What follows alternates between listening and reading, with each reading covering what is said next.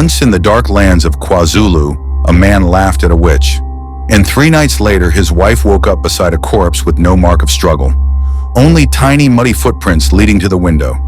That's when the villagers knew that Tokoloshe had been sent. They say it's no taller than a child, with eyes that burn like wet coals, and a grin carved by the hands of something unholy. It serves those who call upon darkness, slipping into homes to choke sleepers, drink from their fear, and vanish before dawn's first light. Even today, when a death seems too sudden and mysterious, people whispers that name again, Tokoloshe. The elders say if you forget to raise your bed on bricks, you've already invited it in. So tonight, keep your eyes open and your legs covered. Stay with me. In the heart of Zulu and Xhosa lands, whispers of the Tokoloshe have existed longer than memory itself. The elders say it was born from the rage of the forgotten spirits twisted by witchcraft and bound to obey. To some, it's a familiar spirit, a servant to those who walk with darkness. To others, it's a curse, a demon that crawled out of the cracks between this world and the underworld. Long before the cities and churches came, the people feared the power of the Sangoma who had turned away from light, the ones who brewed potions with the blood of animals, ashes of the dead, and river mud. They were said to breathe life into the Tokoloshe, shaping it from clay and hatred, binding it with whispers that should never be spoken aloud. The creature's duty was never random, it was vengeance. When jealousy, betrayal, or greed took root, those who sought revenge called upon a dark Sangoma, and by dawn, the Tokoloshe would be sent. It crept under beds, perched on chests, and drank the last breath of those it was sent to punish. But what made it most terrifying wasn't its strength. It was the silence. No doors opened, no footsteps heard, no screams escaped. Only a cold wind and small muddy tracks that disappeared before sunrise. Even today, in the corners of South Africa, where old beliefs still breathe, the name Tokoloshe is never said lightly, for the elders say to speak its name is to remind it you still believe in its existence. They say every village in KwaZulu has its own Tokoloshe story, but one stands above the rest. The story of Nomvula, a widow whose laughter once echoed across the valley, until one night it was silenced forever. It began with whispers. Her goats started dying, one by one. No wounds, no signs of disease, just lifeless eyes staring into the dark. Then came the footsteps, tiny wet prints on her doorstep each morning, even when the rains had long stopped. At first she thought it was children playing tricks, but when she woke one night to the sound of breathing, heavy, wet breathing beneath her bed, her heart froze. She reached for her lamp, but before the flame could catch, a shadow darted across the room. And then, the choking began. Neighbors said they heard no scream, just the dogs howling. By dawn, Nomvula was found sprawled beside her bed, eyes wide, lips blue, and a faint trail of muddy footprints leading out the window. They buried her quickly, but that same night, her neighbor heard laughter outside her hut, Nomvula's laughter. When the men gathered courage to check, they found her grave disturbed, her name carved into the mud beside it, as if written by a child's hand. The Sangoma was called. He looked at the prints and muttered just one name, Tokoloshe. The creature, he said, was bound to Nomvula's killer, a jealous woman who had gone to a witch for help. The Tokoloshe had done its work, but it had not been dismissed. Now it wandered freely, hungry, ownerless, unchained. As fear spread, families began raising their beds on bricks, believing the creature couldn't reach that high. Children were forbidden to whistle at night, for the sound, they said, was like a dinner bell to the Tokoloshe. And then came Sipho, a young herder who didn't believe the old tales.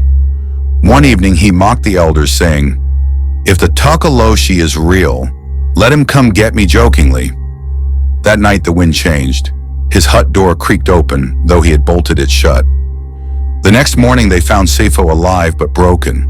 He spoke of a creature small as a child, yet heavy as a nightmare. It climbed onto his chest, pressing down until his ribs creaked. He said its eyes glowed like dying coals and its breath smelled of rotting river weeds. No one dare laughed at the elders again. The legend grew darker with time. Some say the Tokoloshe is invisible. Only those cursed or marked can see it. Others claim it can only attack when a person's soul has drifted too far from their body during sleep. That's why they say, even today, some villagers sleep with a Bible under their pillow or sprinkle ash by their door, hoping to confuse its steps. And in the dead of night, when thunder rolls over KwaZulu hills, people still whisper to their children, "Cover your feet and keep your bed high." Because if the Tokoloshe finds you sleeping too close to the ground, you may never wake up again. In the world of the unseen, every curse has a creator, and every Tokoloshe has a master. The elders say a true witch never summons the Tokoloshe for sport, only vengeance. The ritual begins at night, beneath a moon shrouded in smoke. A clay figure is shaped in human form, mixed with ashes, goat's blood, and river water. Then comes the whisper, the forbidden chant that binds life to mud. Once the eyes are opened with fire, the Tokoloshe stirs.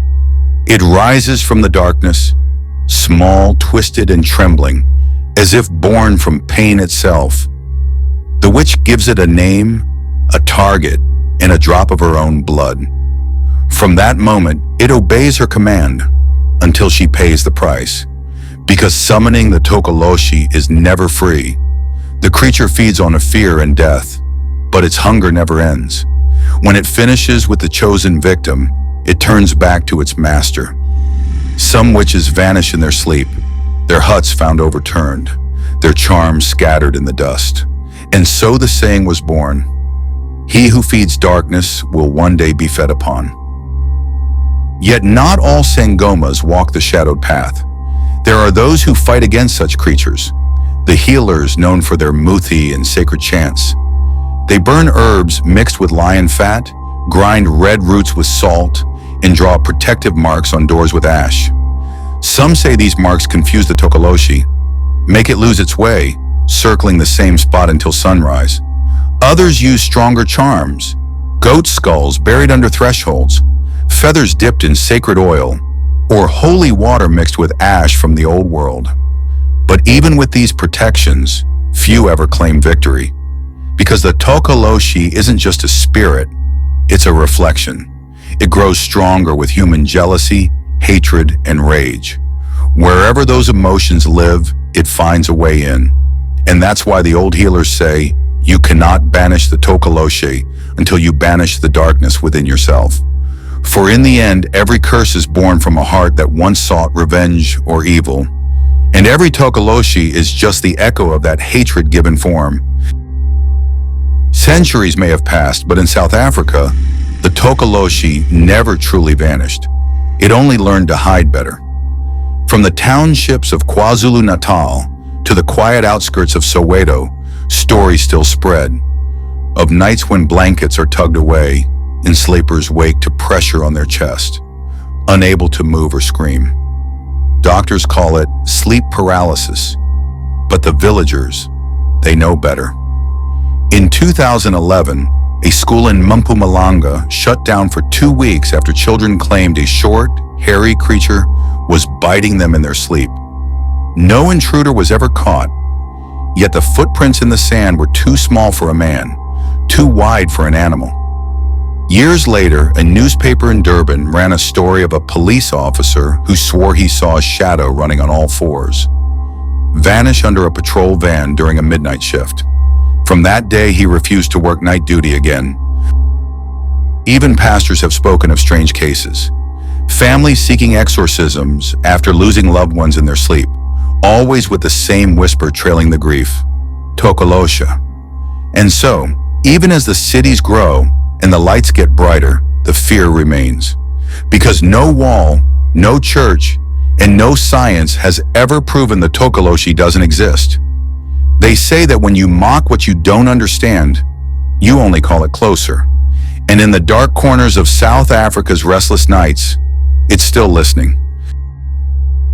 They say the Tokoloshe was born from human envy, a creature shaped not just by magic, but by emotion itself.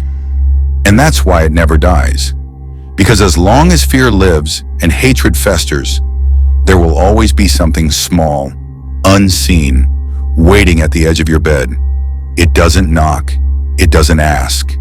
It climbs, slow, quiet, and hungry for breath. So tonight, when the lights go out and the room grows still, remember this.